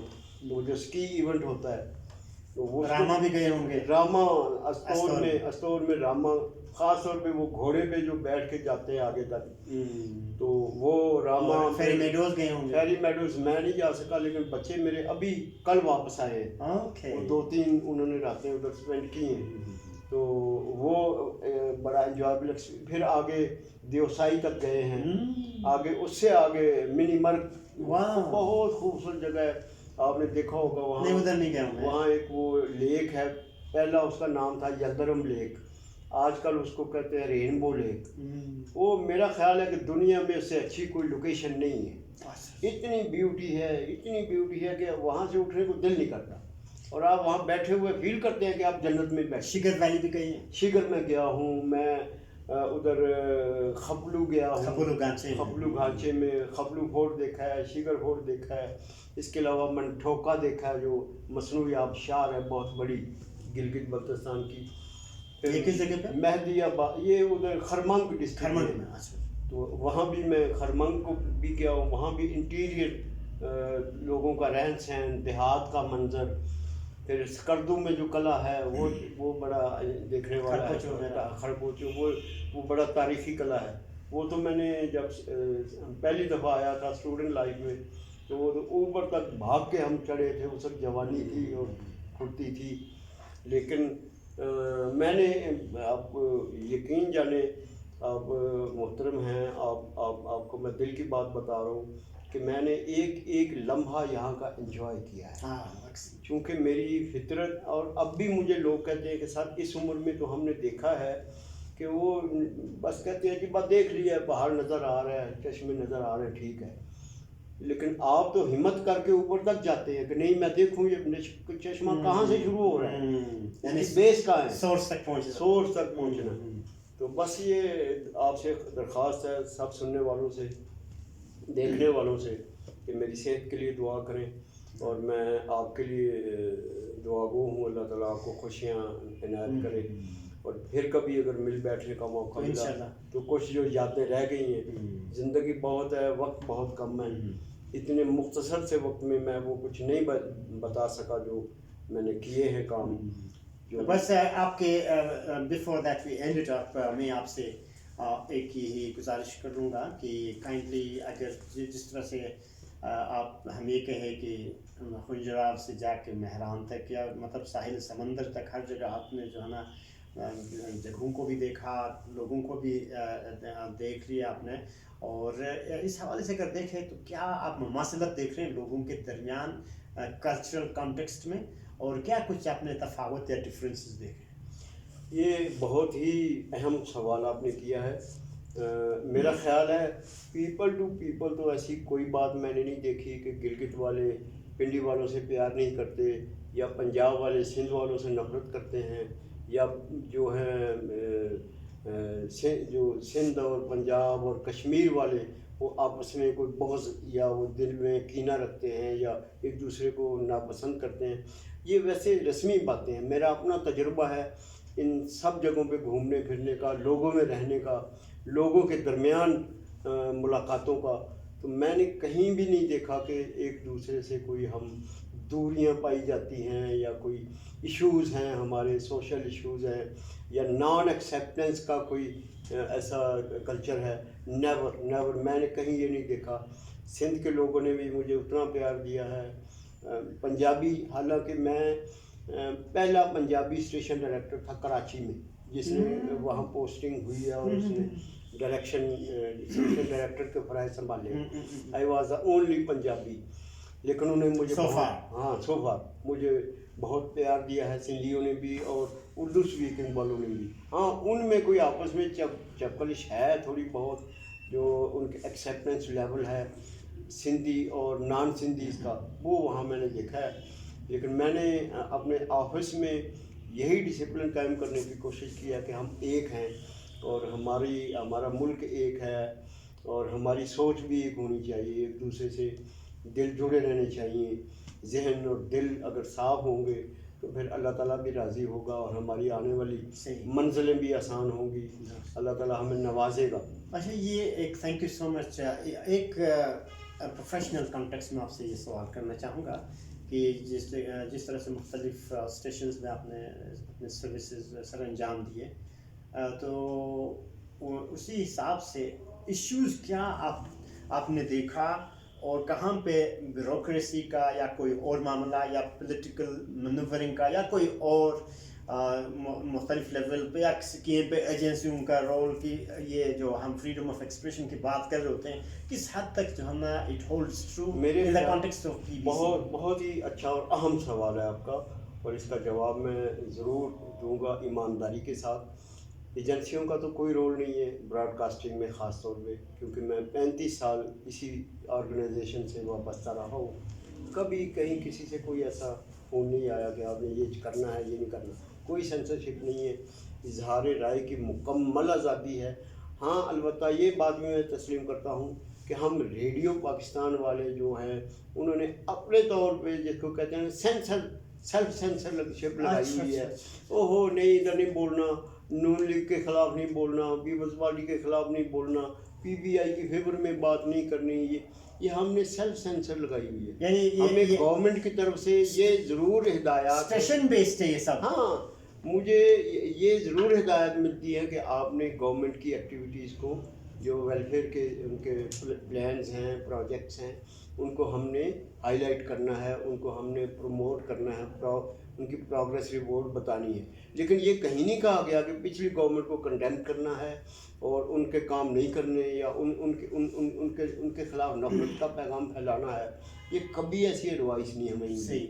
تو انڈیپینڈنس آف ایکسپریشن ہے، اور میں تو کم از کم جہاں بھی رہا ہوں میں نے وہاں یہ میرا پیغام محبت ہے جہاں تک پہنچے میں نے یہ پیغام پھیلانے کی کوشش کی ہے۔ اور آج بھی میرا آخری پیغام اپنے ینگسٹرز کے لیے یہی ہے کہ آپ جہاں بھی ہیں، اگر تعلیم کے میدان میں ہیں تو please concentrate on your education and only on education, ادھر ادھر کی ایکٹیویٹیز میں نہ جائیں۔ ہاں جو ہیلدی ایکٹیویٹیز ہیں، سوشل میڈیا کو پازیٹیولی استعمال کریں، اس کو استعمال ضرور کریں، یہ آپ کا رائٹ ہے۔ آج کے دور کا وہ جو نئی ایجاد ہے اس پہ آپ نے سوشل میڈیا استعمال کریں، لیکن پازیٹیو وے میں۔ اس کو جو راتوں بھر جاگتے رہنا ہے وہ نہیں ہے۔ اپنے رشتہ داروں سے، اپنے پیرنٹ سے، اپنے سبلنگ سے ڈیٹیچ نہ ہوں، ان سے اٹیچ رہیں۔ یہ نہیں کہ گھر میں 5 بیٹھے ہوئے ینگسٹر، ہر کوئی اپنے موبائل پہ اپنی ایکٹیویٹیز کر رہا ہے۔ یہ بڑا ایشو ہے۔ دوستوں کے ساتھ رابطے میں رہیں اور باہر نکلیں، کھیلیں کودیں اور انجوائے کریں لائف کو، اور اپنا ایک ٹارگٹ سیٹ کریں کہ ہم نے اس منزل تک جانا ہے، اور اس تک پہنچ کے دم لیں۔ اس سے پہلے ادھر ادھر آپ سلپ نہ ہوں کہ یہ بیچ میں سے کسی نے کہا نہیں وہ چھوڑ دو، یہ ٹھیک ہے وہ ٹھیک ہے۔ سوچ سمجھ کے اپنا ایک گول بنائیں اور اس گول کو اچیو کرنے کے لیے دن رات محنت کریں۔ That's my last message. As a senior officer جہاں آپ لیڈ کر رہے تھے اس اسٹیشن کو، ریڈیو پاکستان گلگت کو، اگر اس کو ہم نظر میں رکھیں تو یہاں کے اور بلتستان میں بھی سٹنلی آپ گئے ہیں، پتہ ہوگا اس حوالے سے بھی، تو اگر آپ دیکھیں گلگت بلتستان کے مسائل اور بالخصوص ریڈیو پاکستان گلگت کے جو ہے نا کوئی 3 اہم جو مسائل کہ جو آپ کے دور میں جو ہے نا یہ وشٹ کی یہ جو ہے نا اس حساب سے اس کو آپ نکال سکے، لیکن یہاں پہ مسائل ہے کسی بھی حوالے سے آپ دیکھیں، چاہے وہ آفیشیل ہو، ابھی تو آپ مطلب ماشاء اللہ سے ریٹائر ہو گئے، اور اس چیز کو جو نا آپ اگر آپ ہائی لائٹ کرنا چاہیں یہیں پہ ریڈیو کے اندر کیا مسائل ہیں، اور ایز اے ہول اس کو جو نا گلگت بلتستان کے مسائل کے ساتھ کس طرح سے آپ لنک کریں؟ جو اس کے اوور آل جو بڑے مسائل ہیں اس خطے کے جی بی کے، وہ تو نمبر 1 جو میں چونکہ خود شوقین ہوں گھومنے پھرنے کا، تو سب سے بڑا مسئلہ تو یہ ہے کہ انفراسٹرکچر جو ہے، اگر یہاں صرف جیسے ہمارے پرائم منسٹر اور چیف منسٹر جی بھی کہہ رہے ہیں کہ یہاں اگر ہم ٹورزم کو ہی پروموٹ کریں نا، یہ اس کو انڈسٹری کے طور پہ لیں، تو اتنا اس میں پوٹینشیل ہے to contribute to revenue, to generate revenue, اور اس میں روزگار کے اتنے مواقع ہیں لوگوں کے، اور اس میں پیسہ اتنا زیادہ ہے۔ صرف انفراسٹرکچر نہیں ہے، سڑکیں خراب ہیں، ٹوٹی پھوٹی ہیں، اور ان پہ توجہ نہیں دی جا رہی۔ اب ایک انفراسٹرکچر کا سیکنڈ، دوسرے نمبر پہ ہیلتھ فیسلٹی نہیں ہے۔ پچھلے مہینے جب مجھے ڈائگنوز ہوا کہ کوئی بی پی شوٹ کرنے کی وجہ سے، کوئی ایشوز آئے میرے تو وہ there was no facility, there is no neuro physician in this big city, in this capital city like Gilgit. تو I have to rush as recommended by my medical officer. تو میں پنڈی گیا, پنڈی میرے سارے ٹیسٹ ہوئے اور ساری رپورٹیں, and I am still under treatment. تو یہ آئی اسٹرانگلی فیل کہ یہاں جو ہے میڈیکل فیسلٹیز اگر ہیلتھ ریلیٹڈ ایکٹیویٹیز اور فیسلٹیز اس لیول کی ہوں کہ اتنا لمبا سفر کر کے لوگوں کو 20-30 گھنٹے کا پنڈی نہ جانا پڑے, یہیں ہیلتھ فیسلٹیز ہوں. پھر تیسرے نمبر پہ ایجوکیشن ہے. وہی اگر ہم نے اپنے اگلی جنریشن کو اپ گریڈ کرنا ہے یا ان کو ایک سرٹن لیول تک ہم نے لے کے آنا ہے تو اس کے لیے ہمیں جگہ جگہ اسکولز, کالجز اور یونیورسٹیز, اور یہ پیتھیٹک ہے کہ صرف جی بی میں ایک یونیورسٹی ہے یہاں اتنے بڑے شہر میں, گلگت بلتستان میں KIU. تو اس کی بجائے میڈیکل یونیورسٹی ہونی چاہیے یہاں, انجینئرنگ یونیورسٹی ہونی چاہیے, ایک IT کی یونیورسٹی ہونی چاہیے. آج کل تو ایسا ایک وہ بوم آیا ہوا ہے IT میں, تو یہاں ٹیکنیکل ایک یونیورسٹی ہونی چاہیے. تو لوگوں کو یہاں ڈور سٹیپ پہ آپ کو سہولتیں دینی پڑیں گی, ہیلتھ کی, ایجوکیشن کی, ٹورزم کی. اور لیکن I'm sad, I'm sorry to say بجلی کی حالت سر دیکھیں اب ہمارے سامنے یہ ڈیپینڈنٹ ہے جہاں ہم کا. تو یہ دیکھیں اب ان ڈیجیٹل دور کی بات کریں, ڈیجیٹل دور میں اب دیکھیں 24 میں سے 18 گھنٹے 16 گھنٹے بجلی بند ہے. تو یہ تو میں نے یہاں گلگت میں ریڈیو کو, اللہ کا فضل ہے, شکر ہے, میں نے ایسے اسٹیپس لیے ہیں کہ ریڈیو بند نہ ہو, اور اللہ کا فضل ہے اس وقت بجلی بند ہے لیکن ریڈیو از آن ایئر. آپ اس وقت بھی گلگت کو سن رہے ہیں. اس کی وجہ یہ ہے کہ میں نے اپنی ٹرانسمیشن کو دھنیور جو LPT ہے ہمارا لو پاور ٹرانسمیٹر, اپنی ٹرانسمیشن کو میں نے وہاں شفٹ کیا ہے, وہاں اسپیشل ایک اسٹوڈیو بنا کے, چونکہ وہاں پہ ایسا پرابلم نہیں ہے بریک ڈاؤن کا, وہاں تقریباً بجلی. کیا مجھے وہاں پہ ٹھیک ہے, یہاں پہ نہیں ہے. وہاں پہ کوئی اسپیشل لائن سپلائی لائن ہے بجلی کی, تو وہ وہاں ہمیں ایڈوانٹیج ہے. تو میں نے فوراً اپنے انجینئرنگ سیکشن سے کہا کہ ہمیں وہاں شفٹ ہونا چاہیے. ریڈیو بند ہونے والا میڈیم نہیں ہے. تو اللہ کا شکر ہے ریڈیو اس وقت آن ایئر ہے. 6 بجے تک ہم وہاں سے ٹرانسمیشن دیتے ہیں. اس کے بعد جب لائٹ آ جاتی ہے پھر ہم یہاں سے اس بلڈنگ سے BH سے پھر ہم اپنی ٹرانسمیشن رات 10 بجے تک چلاتے ہیں.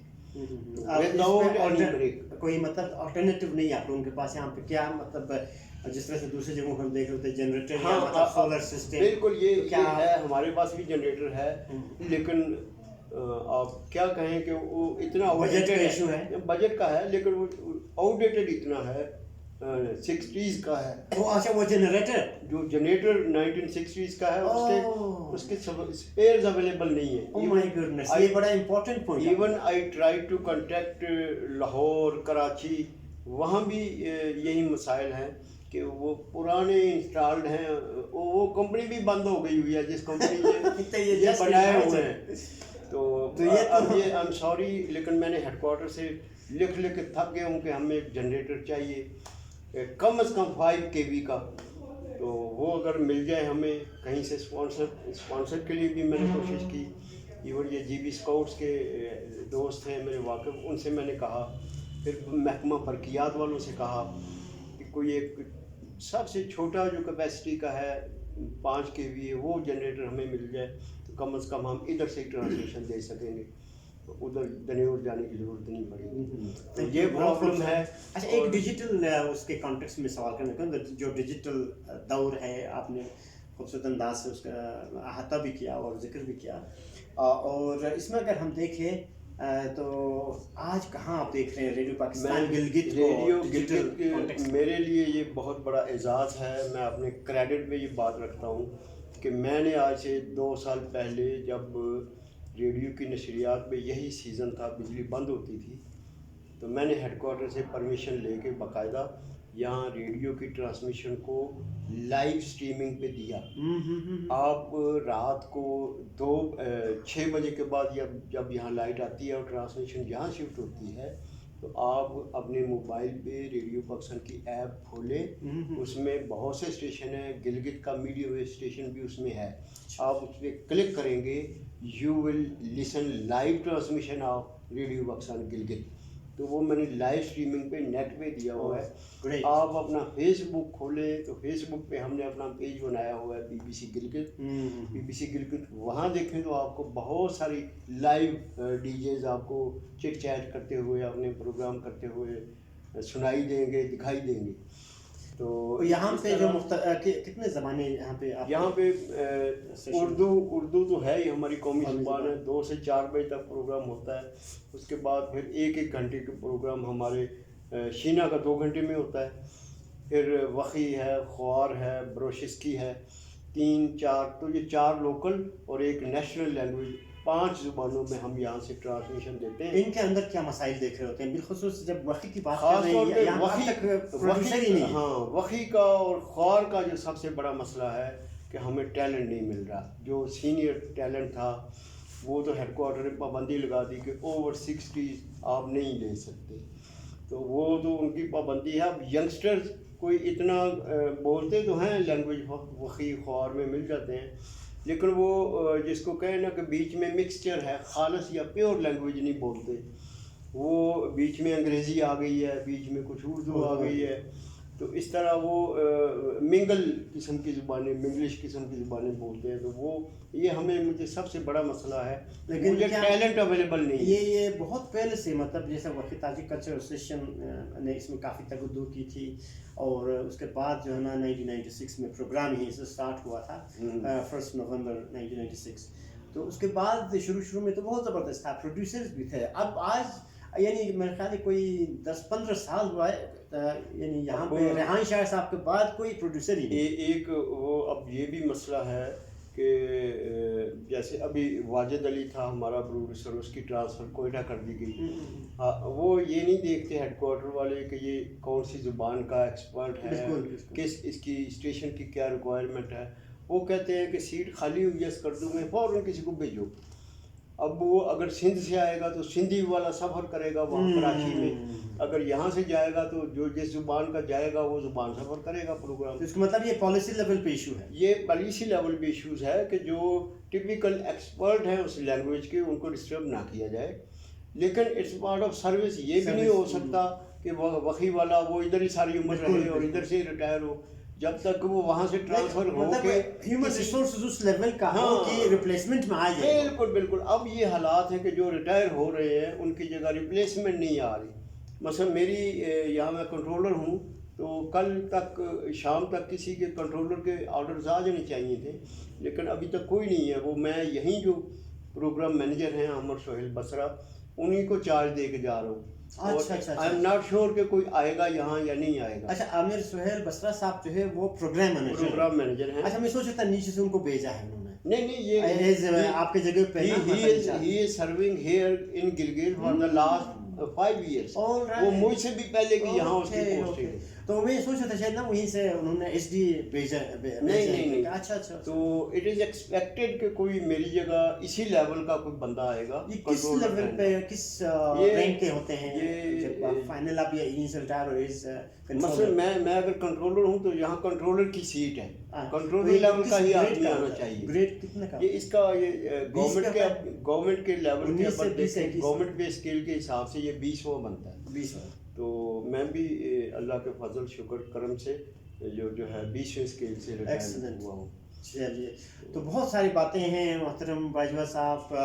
آپ نے بہت خوبصورتی کے ساتھ, بہت یعنی خوش اسلوبی اور ایک محبت و الفت کے ساتھ جس طرح سے آپ نے ہمارے ساتھ اپنے تجربات, اپنے سرگزشت کے کچھ جو نا وہ جو اسپیکٹس تھے, کچھ پہلو ہمارے ساتھ ایگلز ورلڈ میں آپ نے شیئر کیا. جتنے بھی آپ کے ہم جو نا تشکری کرے کم ہے. آخر میں ہمیں ضرور ایک سوال کرنے کے بعد اس کے ساتھ اس کے جواب اگر کائنڈلی دے کے پھر اپنا فائنل میسیج دے کے ہم اس کو وائنڈ اپ کر لیتے ہیں. ایک بشر شناسی یا انتھروپولوجی کے ایک ادنا سا اسٹوڈنٹ ہونے کے ناطے میں یہ جاننا چاہوں گا کہ جس طرح سے آپ کا نام باجوہ ہے, تو یہ باجوہ صاحب جو اپنا یہیں پہ بھی ہوتے تھے FCNA میں, اب اس وقت میرے خیال فوج کے بڑا ہے, تو ان کے ساتھ بھی آپ کا رشتہ ہے برادری میں یا؟ It's very interesting. آپ نے بہت اچھا سوال کیا ہے. میں نے کبھی اس کو پھیلایا نہیں ہے، نہیں، لیکن مزے کی بات یہ ہے کہ وی آر ٹاؤن میٹس. وہ جو قمر جاوید باجوہ ہیں ہمارے آرمی چیف، تو وہ اور میں ہم ایک ہی گاؤں ہے ہمارا، گکھڑ منڈی جو میں نے آپ کو کہا جہاں کی میری پیدائش ہے. تو وہ اور میں، وہ چھوٹا سا قصبہ ہے لیکن بڑے نام اس نے پیدا کیے ہیں. یہ مستنصر حسین طارق، وہ بھی اسی خطے کے ہیں. پھر یہ صدر پاکستان رہے ہیں، ابھی پچھلے دنوں انتقال ہوا رفیق احمد طارر. طارر وہ ہمارے علاقے سے تعلق رکھتے ہیں. پھر یہ سہیل احمد جو آج کل عزیزی کے نام سے بڑا مشہور ہے دنیا چینل نیٹ ورک کا. اس کے علاوہ اور بہت سی پہلوانوں کا شہر ہے، بڑے نام ہیں. بھولو پہلوان ہے، وہ بر صغیر کا عظیم، اس دور کا عظیم پہلوان تھے. پھر یہ ہاکی میں اور کرکٹ میں ہمارے قصبے کے بہت سے لوگ نیشنل لیول پہ گئے ہیں. اس قصبے نے بڑی بڑی شخصیات پیدا کی ہیں. بس نہیں، باجوہ تو ایک برادری ہے، وہ زیادہ تر آج کل سیالکوٹ کے علاقے میں خطے میں پائی جاتی ہے. یہ جٹ برادری کی سمجھے ایک برانچ ہے. اچھا بیسیکلی زمین کاشتکاری اور کھیتی باڑی اس فیلڈ سے ہیں. اور یہ ککھڑ قوم تھی جنہوں نے اس بر صغیر میں جب مغلوں نے اٹیک کیا، سکندر اعظم نے بھی، تو اس کے ساتھ اس قوم نے، گکھڑ قوم نے بڑی فائٹ کی اور ان کو بھگایا. بڑی بہادر قوم تھی. اسی لیے باجوہ مطلب سو کائنڈ آف یو. آخر میں اپنا اپنا میسج دے دیجیے گا، جو ہدایت آپ سننے والے، بالخصوص دیکھنے والے جوان، چاہے مرد ہو خواتین ہو، ان کو کیا پیغام؟ جوانوں کے لیے تو میں نے کہا ہے کہ کنسنٹریٹ آن یور اسٹڈیز، اس پہ ضرور. اس کے علاوہ ادھر ادھر آپ ایکٹیویٹیز رکھیں، لیکن مین آپ کا جو فوکس ہے وہ اسٹڈیز ہی ہونا چاہیے. ایکسل کریں، کسی ایک لائن میں جائیں. آج کل تو ہمارے زمانے میں اتنی فیلڈ آپشن نہیں ہوتے تھے، آج کل تو نوجوانوں کے لیے اتنے وہ فیلڈ آ گئے ہیں. انجینئرنگ میں اگر جائیں تو ہزار آپ کے پاس چوائسیز ہیں کہ ادھر جانا ہے ادھر جانا ہے. آئی ٹی میں ہیں تو اس میں بہت سارے چانسز ہیں. یہ تو ہو گیا اسٹوڈنٹس کے لیے. اس کے علاوہ جو خواتین ہیں ان کے لیے خاص طور پہ کہنا چاہوں گا کہ میڈیا، سوشل میڈیا تو ہے، لیکن یہ سرکاری میڈیا، ریڈیو پاکستان گلگت، اگر آپ کی آواز اچھی ہے، اگر آپ میں کانفیڈنس ہے، بولنا آتا ہے، آپ کو گریجویشن کی ڈگری پاس ہے، تو گھر پہ نہ بیٹھے آئیں. یہ مائک آپ کے حوالے، آپ بھی قوم سے مخاطب ہوں، گفتگو کریں. اور یہ فورم ایسا ہے ریڈیو کا، یہ اسٹیج ایسا ہے کہ یو ول انجوائے. آپ پروگرام پریزنٹ کریں گی اور لسنرز کا آپ کو رسپانس جب ملے گا، ان نون لسنرز، ان سین، وہ جو امیجنیشن میں ریڈیو کو سنتے ہیں. ایک ان کا جو کنسیپٹ ہوتا ہے کہ یہ جو بول رہا ہے اس کی شکل کیسی ہوگی، اس کا ہائٹ کیسے ہوگی، اس کی فزیک، اس کا لب و لہجہ. تو یہ سب کچھ، یہ جو ان سین ریلیشن شپ ہے، یہ میں کہتا ہوں کہ بہت ہی مضبوط ہے. اور میں نے ریڈیو کی نوکری میں یہ جو اس کا میں نے ایفیکٹ دیکھے ہیں، یہ بڑے مضبوط ہیں. میرے جو لسنر، ایک دلچسپ واقعہ سناؤ. ایک وہ لاہور میں تھا تو اس زمانے میں کیمرہ وہ ریل والا ہوتا تھا، جب 36 کی ریل پوری ہو جاتی تھی پھر اس کو ڈیولپ اور پرنٹ کرواتے تھے. تو میں ایک وہ گھر کی وہ تصویریں تھیں کچھ، تو کیمرے سے نکال کے میں گیا مارکیٹ اور ایک دکان پہ. میں نے کہا یار یہ ڈیولپ کرنی ہے، تو اس کا مجھے کم از کم بتاؤ کب ملیں گی اور کتنے پیسے ہیں. وہ رکھ لی اس نے، پیسے بتائے اور اینڈ پہ کہتے ہیں سر نام شام بتا دیں. وہ میں نے اپنا نام بتایا، محمد جاوید باجوہ. کہتے سر آپ ریڈیو کے تو نہیں ہیں؟ ریڈیو پاکستان FM، آپ کا نام تو ہم روز سنتے ہیں. میں نے کہا کول ڈاؤن یار، آپ ایکسائٹ نہ ہو، میں واقعی وہی ہوں. کہتا نہیں سر، یہ آپ لکھ لیں گے آج یہ فلم، اور اس کے علاوہ بھی جتنی فلمیں آپ لے کے آئیں گے آپ کو فری آف کاسٹ میں بنا دیں گے. تو یہ آئی واز اسٹنڈ کہ یار اتنی پاپولیرٹی ہے ہماری. ٹی وی پہ تو چہرے نظر آتے ہیں اور لوگ پہچان جاتے ہیں نا کہ یہ ٹی وی میں ہے، یہ کون ہے، یہ کون ہے. ریڈیو میں صرف آواز کی وجہ سے آپ کی شناخت بنتی ہے. کوئی چیلنج آپ دیکھ رہے ہوتے ہیں کمپیریٹیولی آج کے دور میں، اگر دیکھیں ریڈیو اسٹیشنز آواز پہ اور جو سوشل میڈیا میں، یا مطلب جو مین اسٹریم میڈیا میں ٹیلیویژنز ہے یا چینلز مختلف یوٹیوب کے، یا مطلب جو بھی ریڈیو ہو. میں تو آخری جملہ جو بولنے لگا ہوں نا، آپ کو مزہ آئے گا. If I I am given another chance to serve anywhere, I will again choose Radio Pakistan as producer. Okay. یہ جو چارم ہے اس میں, یہ جو امیجنیشن کو آپ پروڈیوس کرتے ہیں, مثلا آپ نے ایک جنگ دکھانی ہے پرانے زمانے کی, تو وہ جو ہم چمچے اور کپ ایک لے کے اس کا تلوار زنی کا, شمشیر زنی کا ہم وہ دکھاتے ہیں ساؤنڈ ایفیکٹ, اور دریا کے کنارے پانی جو ان کی دریا کی آواز ہے وہ ہم ایک گلاس سے پانی لے کے اور نیچے گرا کے اس کا افیکٹ پیدا کرتے ہیں. یہ سارا آپ کا سوچ ہے, آپ کی ویژوالائزیشن ہے. صحیح. تو یہ امیجنری ورڈز کو جو آپ ریئل بنانے کی کوشش کر کے لوگوں کو دکھاتے ہیں, یقین جانے یہ وخی اور شینا اور خوار میں آج کل بھی لوگ ہمیں کہتے ہیں یار وہ ڈرامے ہمیں سننے ہیں, وخی والا ڈرامہ چلائیں, شینا والا چلائیں. آج بھی وہ سنتے ہوئے ڈرامہ سنتے اس میں گم ہو جاتے ہیں. صحیح. تو وہ جو اٹیچمنٹ ہے نا ایک لسنرز کی اور ریڈیو پروڈیوسر کی, اس کی پروڈکشن کی, اس میں جو چارم ہے نا وہ ویڈیو میں نہیں ہے. آئی ایم سوری کہ ویڈیو والے مائنڈ نہ کریں, لیکن جو آڈیو میں چارم ہے, مجھے یاد ہے کہ وہ جو خطوط آتے تھے نا ان میں وہ ہماری ایک اناؤنسر ہوتی تھی یاسمین طاہر لاہور میں, ان کی تصویریں بنا کے بھیجا کرتے تھے امیجنری, اور وہ ہم یاسمین کو دکھاتے تھے اور کہتی تھی وہ اس نے مجھے کہیں دیکھا ہے. یہ دیکھ کے بنائے بغیر نہیں ہو سکتے. ایک کیا کہیں گے, ایک تھرسٹ رہتی تھی. ہاں, ایک تشنگی, ایک دوسرے ملنے کے حوالے سے. ایک اور واقعہ آپ کو سنوں, سیالکوٹ میں تھا تو ایک لڑکی کو انٹروڈیوس کیا میں نے, ایک نئی وائس, اس کو بڑے نا 8-10 دن میں نے سکھایا, ایسے بولنا ہے, یہ طریقہ ہے, یہ الفاظ ہیں. اب اس کے لیے نا اوپننگ اور کلوزنگ جو سائن ٹیون ہے نا, اس کی میں نے کہا کہ ایک یونیک ہونی چاہیے. مطلب آپ وہ سائن ٹیون آئے آن ایئر اور لسنرز کو پتہ چل جائے کہ اب فلاں ڈی جے آ گئی ہے, آنے والی ہے. تو بڑا سوچ کے اس نے کہا کہ یہ ٹھیک ہے. ہم نے سنی بڑی آئٹمز, میوزک آئٹم سنے, اس میں سے کچھ پیسز نکالے. میں نے کہا ایک دم میرے خیال آیا ذہن میں, میں نے کہا نہیں یار چھوڑو یہ میوزک, یہ آرٹیفیشل ہے. چوڑیاں پہنی ہوئی ہیں آپ نے, اس نے کہتی ہیں. میں نے کہا اس کو ذرا چھنکاؤ, بازو ہلاؤ, اپنا ہاتھ ہلاؤ. وہ جب مائکرو فون کے سامنے اس نے ہلایا نا تو وہ جو ساؤنڈ آیا وہ سنا, میں نے کہا this is the first one, this is selected. آپ یقین جانے کو اس کی چوڑیوں کی کھنکھناہٹ سے وہ جو ساؤنڈ پیدا ہوتا تھا لوگ سمجھ جاتے تھے کہ فلاں ڈی جے آ رہی ہے. اور وہ اتنی پاپولر ہوئی, وہ باتیں کرے نہ کرے, وہ لوگوں کو پسند آئے یا نہ آئے, وہ اوپننگ اور کلوزنگ سائن ٹیون کے بڑے انتظار کرتے تھے لوگ. صحیح. سو یہ صرف ریڈیو ہے. Thank you. ایک دفعہ پھر آپ کا میں ممنون ہوں اور دل سے آپ کا سپاس گزار ہوں. تشکر کرنا چاہوں گا محترم جاوید باجوہ صاحب, اپنے قیمتی تجربات کے کچھ پہلو, اپنے علم سے ہمارے ناظرین کو آپ نے صرف روشناس نہیں کیا, آگاہی نہیں کیا, بلکہ بہت کچھ دے دیا. اور اسی کے ساتھ ہی آپ تمام ناظرین کو, دیکھنے والوں سے اجازت بھی چاہوں گا, اور امید ہے کہ آپ نے انجوائے کیے ہوں گے.